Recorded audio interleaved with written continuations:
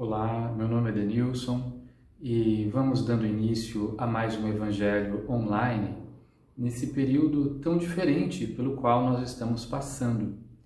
E convém lembrar que apenas as portas materiais da casa espírita estão fechadas, não é?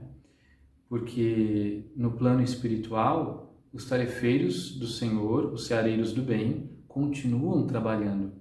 Daí a importância de nós nos encontrarmos, se não no espaço físico, mas nesse espaço vibratório, em que as forças silenciosas dos nossos pensamentos se entrelacem uns aos outros através da fraternidade.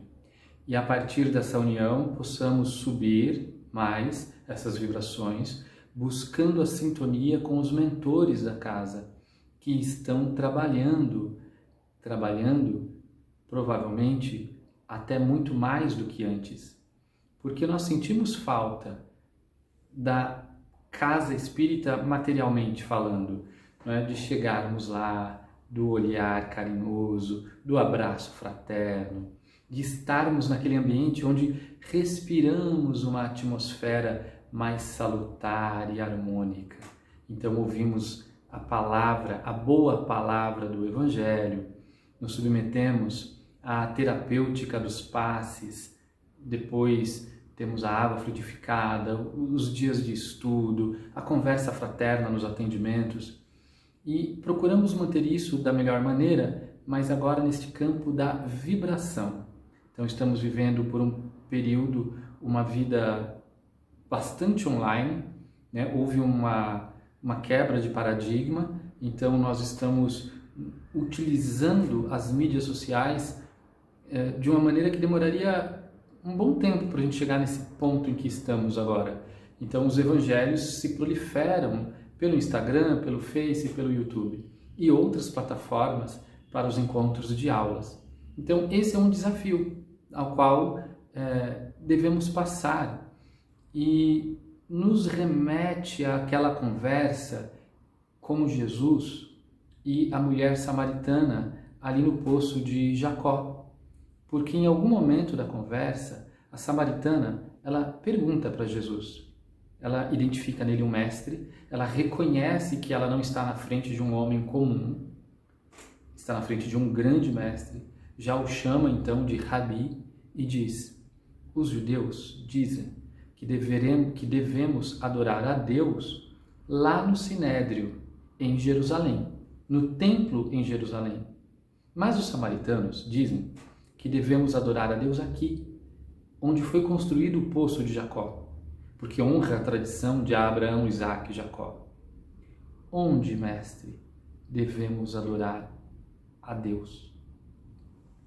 A resposta de Jesus é: mulher, vem a hora, e a hora é esta, em que os verdadeiros adoradores do Pai o adorarão em espírito e verdade, porque é esses adoradores que são muito queridos ao Pai. E Jesus está dizendo que os verdadeiros adoradores do Pai o adorarão em espírito e verdade. Não é necessário adorá-lo em Jerusalém ou na Samaria, aqui ou acolá, porque Jesus havia dito também numa outra passagem que o reino de Deus não vem com vestes externas visíveis. Então este momento de desafio é perceber que o templo espiritual do divino tem que estar aberto e iluminado dentro de nós. Que as portas do templo do nosso coração estejam abertas. Que a nossa mente torne-se um altar para que a luz crística de Jesus aí ilumine e se manifeste.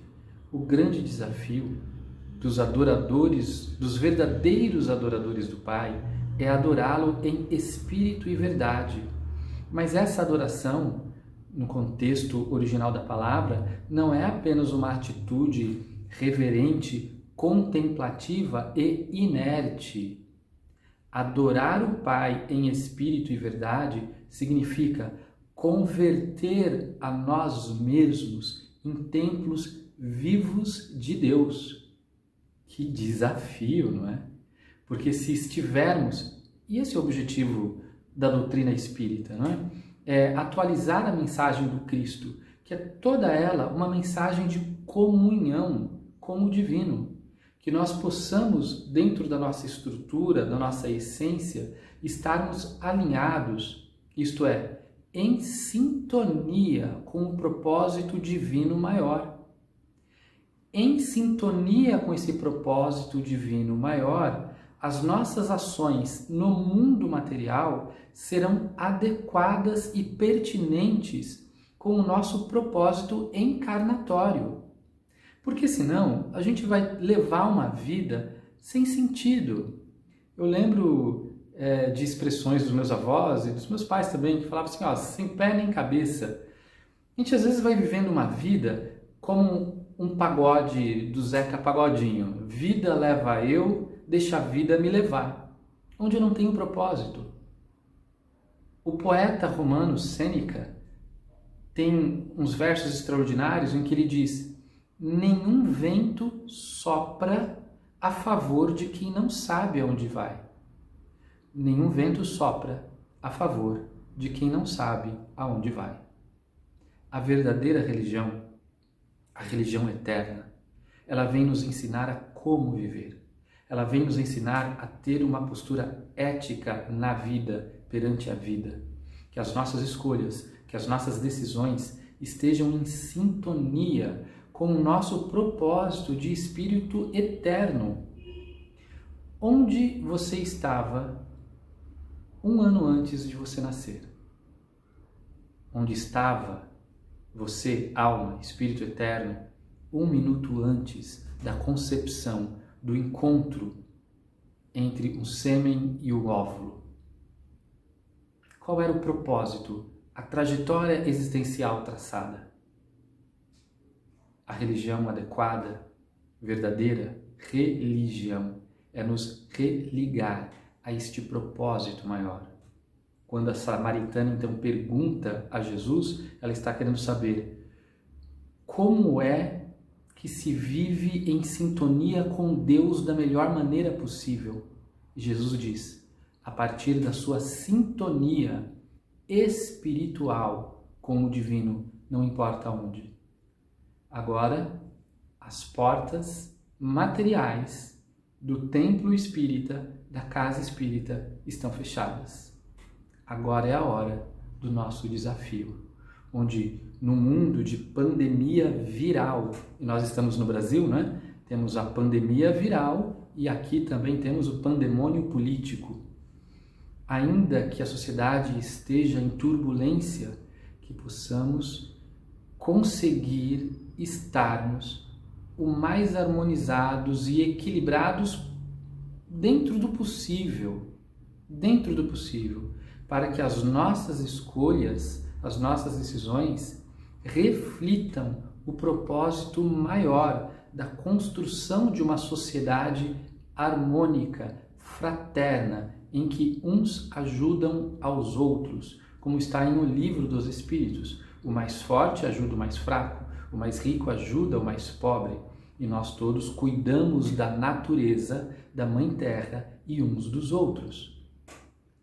O templo espírita permanece com as portas fechadas, materialmente. Mas espiritualmente essas portas estão abertas. Que possamos nós também nos converter nesse templo vivo em sintonia com o propósito maior e com os mentores. Que Jesus nos abençoe.